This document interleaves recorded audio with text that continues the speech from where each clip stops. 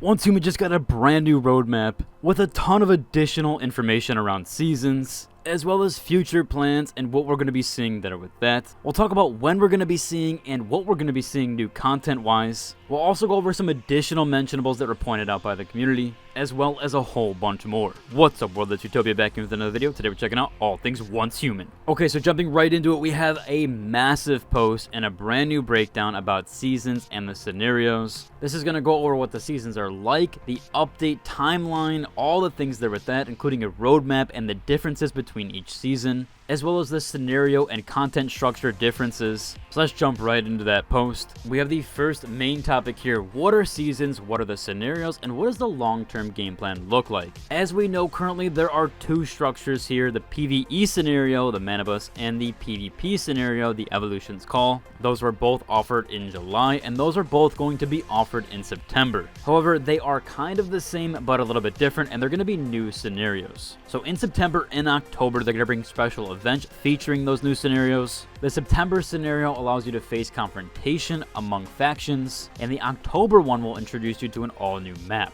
Go over a mentionable with that later. They're also working on something featuring a limitless PvP gameplay and a much longer duration. And a regular scenario that can be played all year round will be available in the future. And their plan is to release 4 different scenarios each year. So we will be seeing a permanent scenario there where a lot of people don't want the wipes, so that will be coming out eventually. Now they go over here the timeline and all this stuff there. They actually dropped an infograph here on the timeline that we're going to be seeing with the different seasons, showcasing you that roadmap here now. All seasons will be split into several phases based on a future of the scenario, and the in-game content will unlock gradually as you play on the server or progress. Once all of that content is unlocked, it will progress to its settlement phase. You can then sign up for a new scenario, take all of your gains, and start a new adventure. Alternatively, you can stay on the same server until the settlement phase is over, and that phase will last for 4 weeks in their current scenario. So basically an extension there. That way, if you're on a server that currently isn't caught up, you can then jump to another one if you wanted to.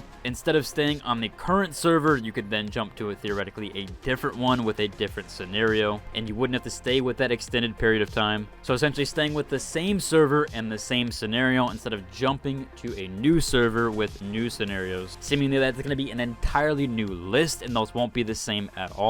And yeah, as we see here for 0724, we had the Mana Bus and the Evolution Call. For the September area, we have a new PvP scenario called the Prism vs. Clash. The PvE scenario, which also doesn't have a date currently, is still to be determined. It seems like they're actually going with the forefront here, and they're kind of leaning into PvP this way, at least seemingly so. Again, we don't have any announcement there, they just have a to be determined for this. And then they also have another structured content here for brand new PvP stuff that will also be determined in the future, and that will be a scenario with no restrictions. Seemingly that will be the one that is unlimited play and you can play all year round and won't have any wipes. At least that's what I would assume. Now they point out here the differences between different scenarios. This seemingly applies to both PvP and PvE scenarios. They gave out an example here. Some may ask you to explore uncharted territories and secure deviations or rare deviations, while others might require you to form alliances with other metahumans and survive in harsh environments and combat ferocious monsters. Of course, as always, you'll have the option to go solo or team up with other players. Now they outlined here some new in-game mechanics, as well as a few other things like enemy types. So they said that certain scenarios will introduce new features like new survival mechanics, such as harsher weather conditions or more demanding environments. We saw that with the dust storm that occasionally pops up. Maps and areas, some scenarios will have new maps, and I guess I will cover that now. It seems like we aren't going to be getting a new map for the September season, as they only outlined that one with the October one that's coming, or the one that they talked about with October. Again, they didn't align that with any of the scenarios there. Maybe that's PvE only focused, or that's with the PvP and the PvE scenario that's coming. But it does seem like the one in September is going to be PvP focused, and it won't have any new maps. Now they did bring up here there are going to be new enemy types and dungeons, which certain scenarios have special monsters, and configure the mimetic and gear build to deal with those will be the primary focus. And they said that the maximum number of players for each scenarios will also vary. So you might see the cap raised there quite a lot, or even smaller servers as well. Now they outline here, how do you sign up for a new scenario? How do you jump into a different one once you're in one? So they go over here, in the final phase of a current scenario, you can sign up for a new scenario and start a journey right away. If you prefer to choose not to sign up for a new scenario, you can remain on the same exact server and continue your exploration and battles for up to 4 more weeks. During this time, you can sign up for one of the new scenarios, so at any point you can jump from one to the other. If you don't end up deciding where you want to go when your server's last phase is over, your current server will be closed and your character will be returned to Eternaland, where you can continue playing and sign up for a new scenario at any time. They also do have an outline here of the entire process on how to sign up for a new scenario. Most people are already along quite far in this phase, so you're already at the sign up for a new scenario in the later phase when that does come along. And they do showcase here what you can do and how it will process through the ranks there. Now they go on to say here, when a scenario is over, does that mean I lose my in-game progress? There's been a ton of controversy here about if you're going to lose your in-game stuff, what's happening there with that. They said they value your effort and time, and when the scenario is over, you can take away the rewards you've earned, except for some extremely rare cases and items related to certain scenarios and mematics. They want to say first up, your character will not be deleted. Your character name, body size, cosmetics, furniture, formulas, friends, important materials including star chroms, chrysogens, Masuko marks, silver keys, and more, and even battle pass progress, task progress will be forever retained. They will not be lost when you transfer from one scenario to another. However, character leveling and mematics are considered part of the scenarios or the experiences that are closely linked to in-game pace and balance. Those will be reset. The weapon and armor blueprints, blueprint fragments, your weapon accessories, mods, food, recipes, all their important stuff like that will be kept forever retained. You can use them at any time in any scenario. This also includes housing blueprints, formula blueprints, furniture. Your character will forever be retained. However, when you start a new scenario, you need to spend materials to rebuild everything based on your house blueprint. Next category here, the regular resources, materials, medicines, ammo, and more that you've obtained, armors that you've crafted, deviations you've captured, and calibration blueprints. Those will be transferred to your Eternaland and forever retained. Upon entering a scenario, you can bring multiple items with you as long as they adhere to the scenario's rules. The stipulation here is, though, there is a limit to how many items you can bring along with you. This is to ensure both a new and veteran player can start from scratch and promoting fair competition in a new scenario.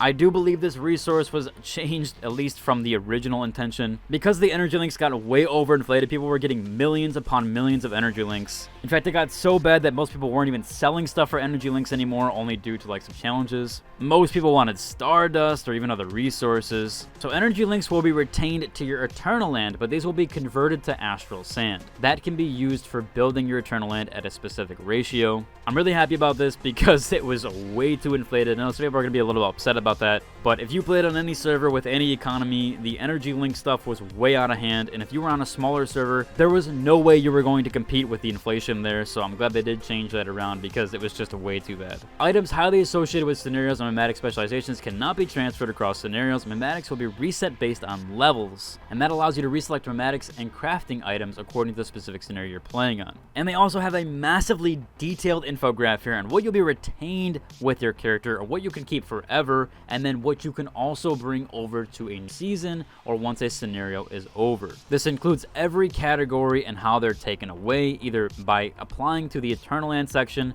or being able to be brought into a new scenario with you. So seemingly so, you're basically retaining everything to Eternaland, and only a certain amount of things are not being able to be brought over to a new scenario. The things that will not be able to be brought over no matter what, not even to your Eternaland: map exploration, obviously that makes sense because Eternaland is quite different. Character level experience, scenario core gameplay items such as chaotic cortexes or staroids, and specialization items crafted using memadic specializations, which makes all the sense there. And really, this isn't that bad of a reset. I'm actually surprised most MMOs don't do this. I wish more would to it. A lot of MMOs could really use resets. I know it's a very strong opinion, but especially New World. New World completely needs an entire reset. The entire economy needs to be wiped. That game is so far inflated and gone. They really need to change something there with that. Star Wars: The Old Republic had this exact same issue. In fact, fact, they have money sinks now where people can't even really play the game if they're brand new to it because it costs hundreds of millions of credits. And it's because people had billions of credits and it kind of got way out of hand and way too inflated. And that's what happens to MMOs. They get way too inflated with currency and they need some type of reset. Or at least in brand new fresh servers. I know New World tried to do that, but there were some issues there with that. Moving on here with the last section here. They said, how do I take my items from Eternaland depository into a new scenario? You have a certain amount of resource points before entering a new scenario, and each item you choose to bring into a new scenario will cost a specific amount of resource points. The required amount varies between items and can be checked in the game. The number of your resource points refreshes each time you bring them to a new scenario. I really like this idea. I think this is going to be kind of cool. There's going to be kind of some like metagaming there with it. I think that's sort of fun overall, and it does limit the certain amount of aspects, and people can kind of bring different things. Might even try to do a guide on that eventually when this is released and kind of showcase what we can actually bring and all the different stuff there. If you guys want that eventually, I will definitely work on that. That is it for the roadmap. This was insanely detailed. I'm really glad they broke this all down for everybody. I know there's a lot of controversies here. I'm curious on your guys' thoughts. I know a lot of people don't like the resets. Some people do. There's been some back and forth there. I really do think that if everybody just tries it out, it's probably going to go a lot better than people think. As in playing MMOs for quite a long time, a lot of them do get very stale after a while, especially without the resets or without fresh servers. Those have always been more fun to me. New World fresh servers, Wrath of the Lich King fresh servers. All the fresh servers have always been a lot more fun than the main game, at least in my opinion there. Curious on your guys' experience with that, so let me know overall. If you enjoyed today's video, like and subscribe, and until the next one. Deuces.